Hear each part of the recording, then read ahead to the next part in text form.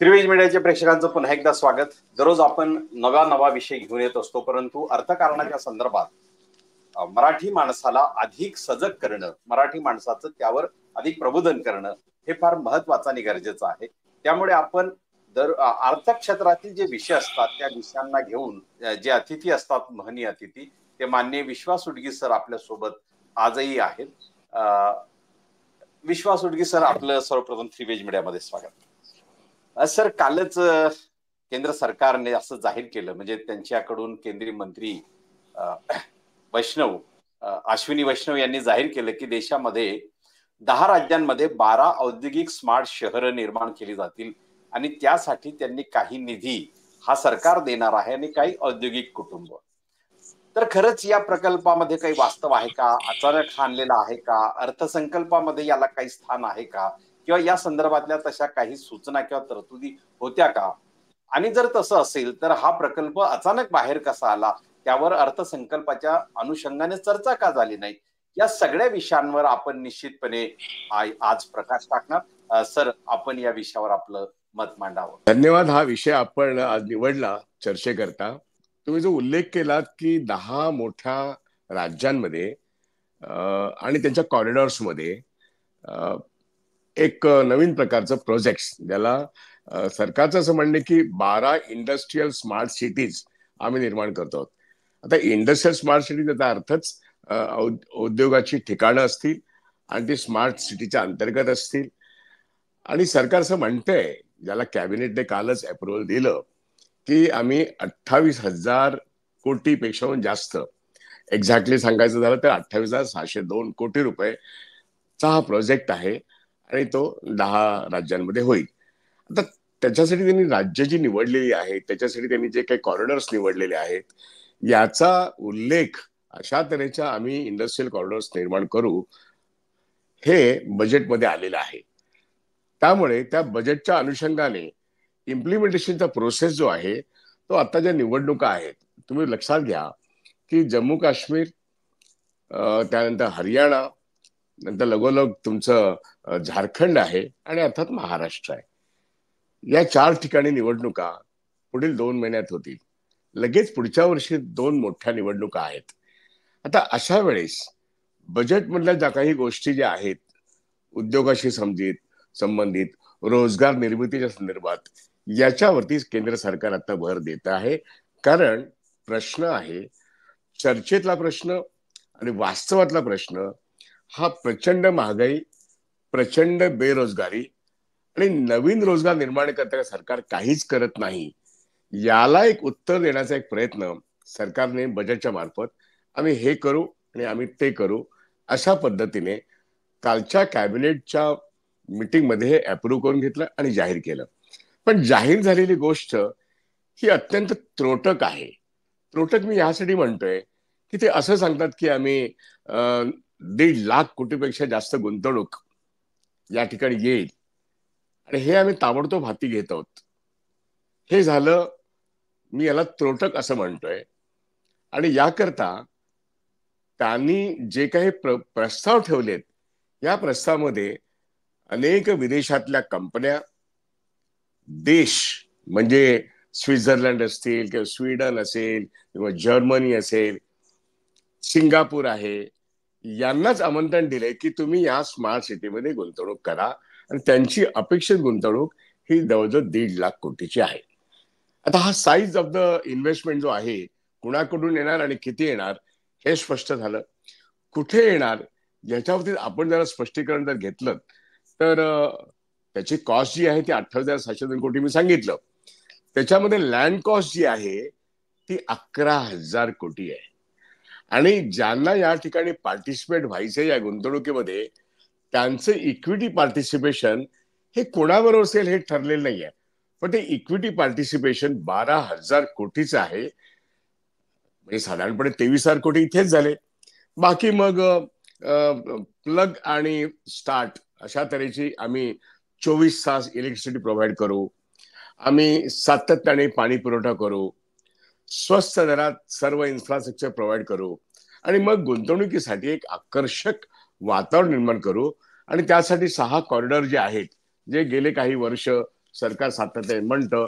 आजच्या economic times मध्ये म्हणा किंवा इकॉनॉमिक न्यूज पेपर्स मध्ये म्हणा, त्या कॉरिडॉरचा उल्लेख आहे. उदाहरणार्थ दिल्ली मुंबई कॉरिडॉर हा सर्वात मोठा आहे.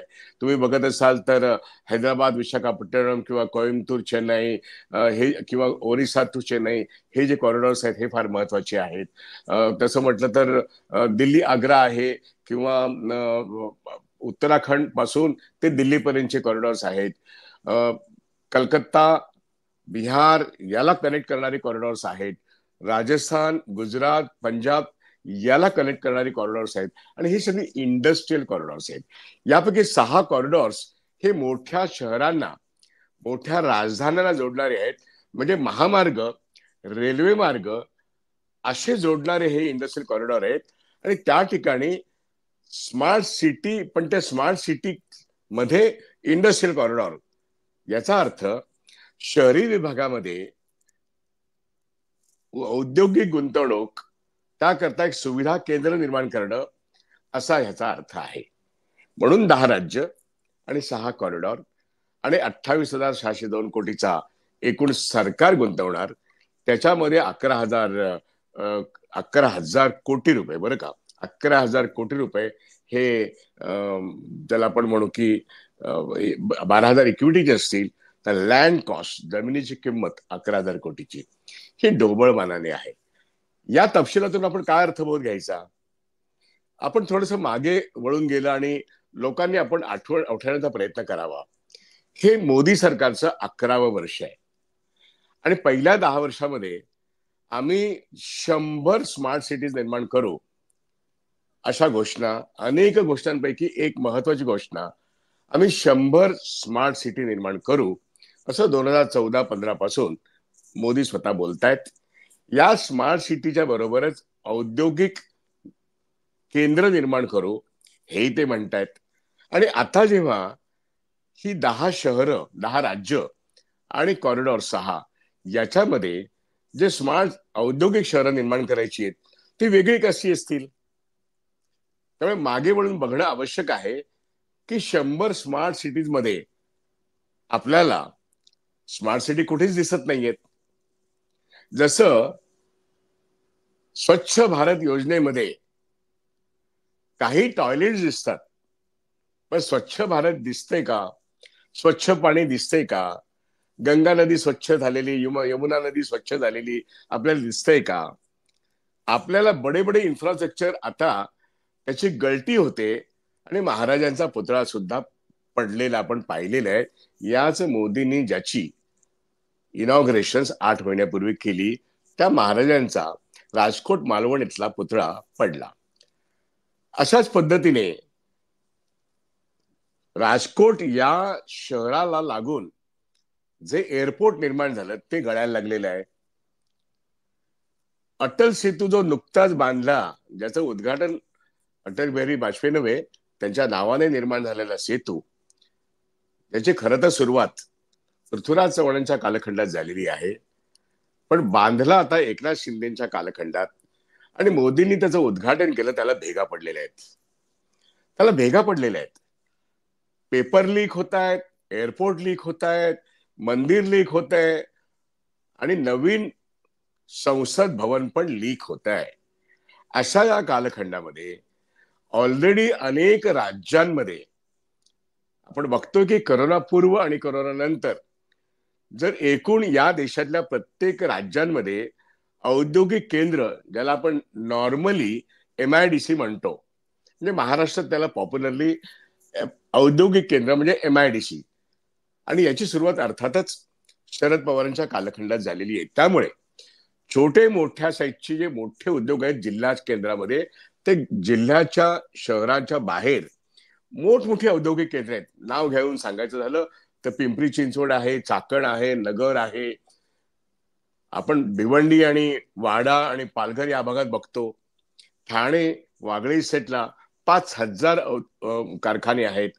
ही संपूर्ण मुंबई पुणे रांग किंवा मुंबई नाशिक आणि नाशिक नगर हा जर टप्पा बघितला, आणि विदर्भामध्ये नागपूरच्या आसपास. पण आता करोनाच्या नंतर लक्षात घ्या, करोनाच्या नंतर छोटे आणि मोठे उद्योग म्हणजे स्मॉल स्केल इंडस्ट्रीज आणि मीडियम स्केल इंडस्ट्रीज आणि रिटेल सुद्धा, ज्याची संख्या या देशामध्ये 6,20,00,000 होती, ज्याच्यामध्ये 13 कोटीहून जास्त कायम स्वरूपाचा नोकर वर्ग होता, परमनंट नोकर वर्ग होता. कोरोना नंतर या 6,20,00,000 जे छोटे मोठे आणि रिटेल उद्योग आहेत, एमएसएमई, एसएमई आणि रिटेल, याच्यामध्ये पुनर्जीवन कोणाचं झालंय, किती झालंय? बऱ्याच प्रमाणात महाराष्ट्राचं झालंय. पण एमआयडीसी मध्ये बऱ्याच ठिकाणी उद्योग बंद पडलेत आणि एमआयडीसी ओस पडतायत. त्या ठिकाणी पुन्हा प्रश्न आहे, वीज मिळत नाही, त्या ठिकाणी विजेचा पुरवठा होत नाहीये, जसा तो शेतीला होत नाहीये, तसा उद्योगाला होत नाहीये, आणि त्या ठिकाणी पाण्याचा पुरवठा हा प्रश्न आहेच. आणि जे सांडपाणी असतं ते कुठे येऊन सोडायचं याकरता राज्य सरकारांनी योजना राबवलेल्या नाहीयेत. त्यामुळे केमिकल इंडस्ट्रीज या काही ठिकाणी फार मोठा संकटग्रस्त अवस्थेत आहेत. अनेक उद्योग पूर्वीची आपापली ठिकाणं सोडून अन्य राज्यात जात आहेत. मग त्या ठिकाणी आता उद्योग बंद पडल्यामुळे निर्माण झालेली बेकारी, त्या ठिकाणी नवीन गुंतवणूक कोरोनाच्या नंतर कुठेही होत नाहीये. हा एक सर्वात मोठा अडथळा आहे. सर्व राष्ट्रीयकृत बँका काय, कुठल्याच बँका आज उद्योगांना पतपुरवठा करायला सक्षम नाहीयेत, कारण त्यांच्याकडे पुरेशा ठेवी नाहीयेत. अशी ही आजची कोरोनानंतरच्या परिस्थिती असताना, त्यामुळे एक असं चित्र आहे की कोरोनानंतर लोकांच्या हातामध्ये पर्चेसिंग पॉवर नाही. म्हणजे डिमांड आणि सप्लाय ह्याच्यामध्ये सप्लाय चेन्स निर्माण होत नाहीये, त्या बंद पडल्या आहेत. आणि लोकांचं कन्झम्पशन जे आहे 142 कोटी लोकांचं, याच्यामध्ये खूप वाढ होऊन सुद्धा त्यांच्या हातात पुरेसा माल पडत नाहीत. आणि माल पडला तरी त्यांची क्रय शक्ती म्हणजे पर्चेसिंग कॅपॅसिटी सामान्य माणसाची ही आता 10 ते 12 हजार पगार घेणारे लोक या देशामध्ये एकूण असंघटित वर्गामध्ये 80 ते 85% लोक आहेत. स्थलांतरित कामगार 45 कोटी, एसएमई मध्ये काम करणारे 13 कोटी 20 लाख बेकार झालेत. ही कोरोनानंतरची जी परिस्थिती आहे ही सुधारण्याची गरज असताना बंद पडलेले एसएमई आणि एमएसएमई हे सुरू करणं ही सरकारची प्रायोरिटी असली पाहिजे, असं जेव्हा इंडिया अलायन्सचे सगळे पक्ष सर्व राज्यांमध्ये सातत्याने गेली 5 वर्ष सांगत असताना त्याच्याकडे दुर्लक्ष करून आता 4 राज्यातल्या ज्या निवडणुका आहेत हे डोळ्यासमोर ठेवून बजेटमध्ये जे एक प्रपोजल आहे त्या निमित्ताने आता सरकार म्हणजे केंद्र सरकार 28,000 कोटीचा एक खर्च हे आणून ते सांगतायत की ह्याच्यातले 11,000 कोटी आम्ही जमिनीची कॉस्ट देतो. आता हे दिसायला सांगायला जे दिसतंय ना, याचा दुसरा एक भाग मी तुमच्या पुढे आणून उभा करतो. खरं तर काय होणार आहे सांगू का, की मुंबईमध्ये तुम्ही बघा, धारावी प्रोजेक्ट 8 महिन्यापूर्वी अदानीला देण्यात आला. धारावी रिडेव्हलपमेंट प्रोजेक्ट यासाठी त्यांची कंपनी आहे, ती अदानी रियालिटीची आहे. त्यांनी 600 एकर जमीन धारावीसाठी घेतली, त्यातली 300 एकर ऑलरेडी मुंबई महानगरपालिकेचे प्रोजेक्ट्स आहेत, म्हणजे 300 एकरच आहेत. या 300 एकर मध्ये 12 म्हणजे एकूण त्या धारावीमध्ये 12 लाख लोक राहतात. त्या ठिकाणी 50,000 रिटेल एमएसएमई आणि एसएमई आहेत आणि त्यामुळे 12,000 लोकांचा उदरनिर्वाह त्याच्यावरती होतो. 5,069 कोटीला धारावी प्रोजेक्ट अदानी रियालिटी देऊन आता अदानीला 1,500 एकर जमीन धारावीतल्या लोकांचं रिहॅबिलिटेशन करण्याकरता मुंबई, ठाणे, रायगड, नवी मुंबई या एमएमआरडीए क्षेत्रामध्ये दिली जाते. म्हणजे निमित्त धारावीचं, पण एमएमआरडीए मुंबई सहित एमएमआरडीए यातली जमीन बळकाव मोहीम ही अदानी करतोय आणि त्याला महाराष्ट्र सरकार एक फॅसिलिटेटर बनतं की ज्या ठिकाणी त्या धारावी रिडेव्हलपमेंट प्रोजेक्ट मध्ये 60% वाटा स्टेक हा अदानींचा आहे आणि 40% वाटा हा महाराष्ट्र सरकारचा आहे. तो केवळ अदानीला मोठा करण्याकरता आहे. आणि महाराष्ट्र सरकार आणि मुंबई महानगरपालिका आणि अन्य महानगरपालिका महाराष्ट्र सरकारच्या आदेशाने मुख्यमंत्र्यांच्या सह्याने GR निघतायत ते अदानीला जमिनी मुलुंड असो, कांजूर असो, भांडूप असो, विक्रोळी असो, मिठागराची असो, जमीन त्याच्यावरती महाराष्ट्र सरकारचा अधिकार असो अगर नसो, दनादन GR निघून त्या जमिनी अत्यंत स्वस्त भावाने जवळजवळ फुकट 1500 एकर एवढी अदानीला या मुंबई शहरात देतात. या मुंबई शहरातले सगळे उद्योग गेल्या 5 वर्षात बाहेर काढण्यात आले आणि ते गुजरातला जात आहेत. आणि आता आपल्याला सरकार सांगतं आम्ही स्वित्झर्लंड, सिंगापूर, स्वीडन आणि अनेक विदेशातून आणि मल्टीनॅशनल कंपन्यांमधून या देशातल्या मॅन्युफॅक्चरिंग सेक्टरमध्ये उठाव यावा म्हणून आम्ही त्यांना जमीन देऊ. त्याचे प्लॉट्स त्यांनी आखलेत त्या इंडस्ट्रियल कॉरिडॉरमध्ये. आणि ते असं म्हणतात हे फक्त औद्योगिक क्षेत्रामध्येच नसतील तर शहरी वस्त्या आणि औद्योगिक क्षेत्र याचं हे मिश्रण असेल आणि मग इथे रोजगार निर्माण होईल. आणि तो किती होईल तर 10 लाख होईल. आता हे सगळे इलेक्शन पूर्वी त्यांचे बोलण्याचे विषय असतील. आणि म्हणून वर्षानुवर्ष म्हणजे गेली 10 वर्ष जुमले करत करत करत करत आम्हाला निवडणुकांमध्ये मतं द्या असं सांगण्याकरता हा एक नवीन जुमला, अर्थात याच्यामध्ये सँक्शन होणारा पैसा नंतर झिरपत कुठे जातो याचा शोध घेण्याकरता केंद्र सरकार CAG म्हणजे कॅग याचा रिपोर्ट कधीही घेत नाही.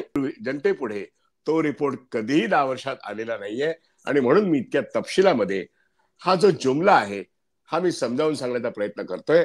आता 12 इंडस्ट्रियल स्मार्ट सिटीज निर्माण करण्याच्या नावाखाली आणि 10 लाख रोजगार आम्ही नजीकच्या भविष्यात निर्माण करू म्हणजे इलेक्शन मध्ये एक मुद्दा बोलण्यासाठी उपलब्ध आहे. हे करताना इन्व्हेस्टमेंट करण्याकरता या देशातल्या SMEचं पुनरुज्जीवन करणं किंवा नवीन SMEs किंवा MSMEs निर्माण करण्याकरता त्यांची बँकांची जी कर्ज त्यांच्या डोक्यावरती आहेत म्हणजे नॉन परफॉर्मिंग असे त्यांच्या डोक्यात करोनाच्या आधीपासून आणि करोना नंतर लॉकडाऊन मध्ये ती पूर्ण बुडलेली आहेत. त्यांना कर्जमुक्त करणं हे जसं शेतकऱ्यांना कर्जमुक्त करणं आवश्यक आहे तसे छोट्या उद्योगांना सुद्धा कर्जमुक्त करण्याची एक विशेष योजना केंद्र सरकार आणि राज्य सरकारने आखली पाहिजे. हे वेगळं सांगायला पाहिजे का? उद्योग वाढले नाही तर रोजगार वाढणार नाही आणि रोजगार वाढल्यानंतर माणसं उपाशी मरतील. त्यांना रेशनवरचे 5 किलोचं धान्य देऊन हे सरकार जगू पाहते पुढच्या 5 वर्षामध्ये. हे मी अनेक वेळा बोललोय. आता इंडस्ट्रियल स्मार्ट सिटीच्या नावाखाली आहेत त्या उद्योगाचं पुनरुज्जीवन करायचं सोडून द्या. नवीन गुंतवणुकीकरता ते आता अदानीला जसं मुंबई एक आंदण देत आहेत त्याकरता एक मोठा प्लॉट त्यांनी आखलेला आहे. तसाच प्लॉट 12 औद्योगिक केंद्रामध्ये लँड ॲक्विजिशन ऍक्ट 2013 न फॉलो करता अत्यंत कवडी मोलाने जमिनी हे मोठ्या कंपन्यांना म्हणजे गुंतवणूकदारांना ते देणार आहेत. याच्याकरता 28,602 कोटी खर्च होणार आहेत. लँड कॉस्ट ह्यातली 11,000 कोटी आहे असं ते म्हणतात. ह्याचा अधिक तपशील येईल तेव्हा अधिक बोलता येईल. पण मुख्यतः आधी जमिनी घ्या.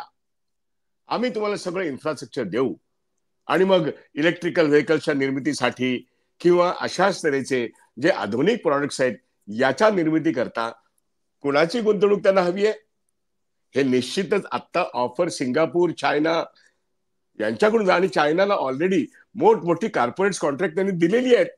ज्या चायनाने भारताचा पूर्व भारत आणि उत्तर भारत याच्यामध्ये 3,500 स्क्वेअर किलोमीटरची जमीन हडपलेली आहे त्या चीनला नव्याने मोदी सरकार नंबर 3 वेलकम करते आणि त्यांच्या प्रपोजलला ओके करतायत.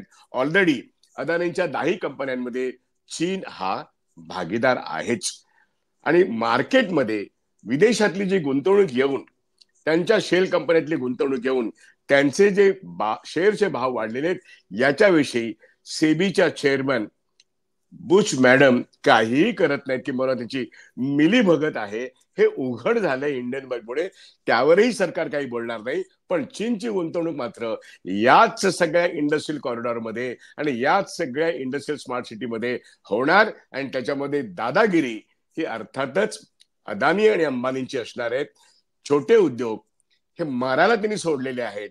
पण विदेशातले उद्योग मल्टीनॅशनल कंपन्या यांच्याकरता आधी जमिनी मोकळ्या करणं हे नरेंद्र मोदी आणि अमित शहा यांचा हा आवडता उद्योग आहे. आणि म्हणून केंद्रीय बजेटमध्ये कालच हे त्यांनी मान्य करून घेतलं. ते आज वितरित करतायत अश्विनी वैष्णव. आणि अर्थातच याच्यानंतर बँका बोलू लागतील, रिझर्व्ह बँक गव्हर्नर बोलू लागतील, अर्थमंत्री बोलू लागतील आणि सांगतील की या सर्व इंडस्ट्रीयल सिटीमधून विकासाची गंगा आणि आधुनिक विकसित भारत कसा निर्माण होईल. अशा वेळेस आज 142 कोटी जनतेपैकी जवळजवळ 90 ते 92% जनता यांना 10 ते 12 हजार रुपयावरती निभावून न्यावं लागतं आपलं जीवन. $2.5 ते $3 दरडोई कमाई नाहीये दर दिवशी. उत्पन्नामध्ये आपला नंबर संपूर्ण जगामध्ये 113वा आहे. याची आम्हाला लाज वाटत नाही. आणि आम्ही 5व्या नंबरची इकॉनॉमी असं म्हणत असताना आपल्या देशातल्या जमिनी आणि इन्फ्रास्ट्रक्चर अत्यंत स्वस्तात आपण मोकळ्या करतो. 10 वर्षाचं राज्य आता कोसळण्याच्या अवस्थेत आल्यानंतर सरकारला 100 स्मार्ट सिटी आणि अनेक त्यांचे गेल्या 10 बजेटमधले कोटीचे फुलोरे होते योजनांचे, ते किती मातीत गेले हे लोकांना कळल्यानंतर पुन्हा कागदावरचे हे असे आकर्षक गोष्टी आणतायत. पण प्रत्यक्षात सँक्शन झाली बजेटमधली रक्कम ही झिरपत कुणाच्या खिशात जाते, त्या राजकारण्यांची संपत्ती कशी वाढते, काही उद्योगपतींची संपत्ती कशी वाढते, याचे रिपोर्ट्स लोकांकडे अन्य माध्यमातून कळतात आणि लोक उपाशी राहतात. उद्योगपती आणि राजकीय नेते तुपाशी राहतात. यांच्या ह्या 28,602 कोटीच्या ह्या 12 इंडस्ट्रीयल कॉरिडॉर मधून दुसरं काहीच निर्माण होणार नाही. इलेक्शन मध्ये आम्हाला मते द्या असं सांगत मुंबई, पुणे आणि अनेक महाराष्ट्रातल्या शहरांचं इन्फ्रास्ट्रक्चर चकाचक करणं, त्याच्यामध्ये ते लीक होते की नाही, ते किती पडतंय हे न बघता खिशामध्ये किती पैसे प्रत्येकाच्या जमा होत आहेत हे बघितलं जातंय. हीच अवस्था या 12 औद्योगिक स्मार्ट सिटी मधून निर्माण होते.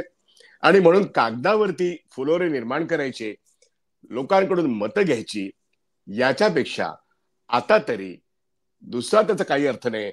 अर्थ एक मला दिसतो तो असा की या निमित्ताने ताबडतोब या सगळ्या जमिनी काही कॉर्पोरेट्स आणि काही विदेशी भांडवलदार आणि या देशातले काही आवडते राजकीय नेते, सत्ताधारी पक्षांमधले, हे त्या प्लॉट्स वरती डोळा ठेवून आहेत.